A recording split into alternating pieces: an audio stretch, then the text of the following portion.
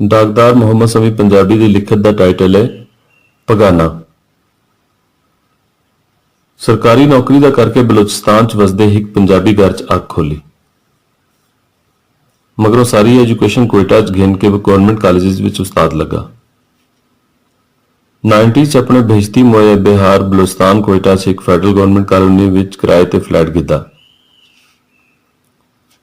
सदियां तो खुले डुले वेड़ियां दी आदि पंजाबी रूहां कद कबूतरां दे खुडे मतलब पिजन होल जय गवर्नमेंट फ्लैट सकून लभदा भला। इस किते अपने वड्डे पुत्र ते दीनू कुछड़ चक के ताजा हवाखोरी ले घरों निकलदा ते अब्बे वांग पंजाब तो आके बलूचिस्तान सरकारी नौकरी ते पार्ट टाइम वेले दुकान करदे जमात अली ते मोबाइल खोके ते अक्सर खड़ो के जान बुझ के उचेरी ते ठेठ पंजाबी च पुछदा हास कि पुत्र पघाना घिनसे या मरूंडा। ई गल दा कोके दवाए खलोते मुकामी पठाना बलोचा कदा ही नोटिस ते करना किता, पर कोके दे नाल बने थड़े ते बैठे पंजाब दे अफसर ते छड्डो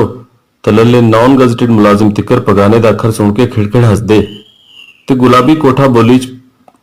पगाना हा हा बेटा पगाना ये लो पगाना आग के एहतरामुल हक सदीकी ते अथर काजमी जय भैया नू नाल रला के हसांदे ते माहौल बनाउण दी कोशिश इस आस नाल करदे कि मैं भी इस हादसे च रलत करसा। पर नाल ही जद मेरे न्याणिया मेरे नाल कोयटा दे मुकामी बलोचा पठाना वांग अपनी अम्मा बोली पंजाबी सने कोठा बोली दी जा बहुती अंग्रेजी मारनी ते पंजाब दे उन्हां दोले शाहियां मूंह च उंगलां दे के कड़ीस वड़ जानी। खैर बुकटी साहब की शहादत मगरों ऊ वेला भी आया कि नमोशी नाल हिड़ हिड़ करके अपनी अम्मा ते उन्हां हसन आलियां चो कईयां दे ताबूत में अपने हत्थी कोट सब्जल डेरे तो लैके पिशोर हजारे तिकर सारे मकबूजा पंजाब मतलब सूबा सरहद ते लहंदे पंजाब च गले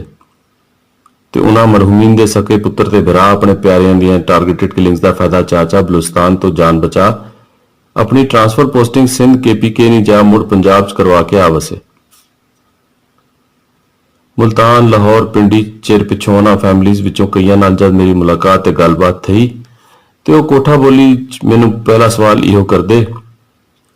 आप अभी तिकर वहीं इंडिया के एजेंट बलोच गद्दारों में कैसे रह रहे हैं? ये तो सुन्नियों से भी बड़े जाहिल हैं, उर्दू तो इन्हें ठीक आती नहीं और हकूक मांगते फिरते हैं। उन्हां विचों एक फैमिली ने पिंडी च मैनू ये भी दसिया कि देखें अल्लाह ने हम पर बड़ा करम किया और हम तो शुक्र है बलूचिस्तान से जान बचाकर सीधे पिंडी आ गए, जहां अतीक कदीर भाई वही जो अपने एहतरामुल हक भाई के कराची वाले मामू के बेटे हैं और जिनका पिंडी में सिखों की बड़ी हवेली वाला जाती घर है,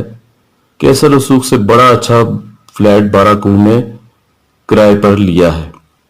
फ्लैट के मालिक खान भाई ने हमें किराए में खास डिस्काउंट भी दिया है। खान भाई बहुत अच्छा है, कहता है बाजी तुम हमारा कोयटा से आया, तुमको हम खास डिस्काउंट कैसे नहीं देगा। सुचिंदा प्या हाँ काश इन्हां दे वटके पगाना वरत दे।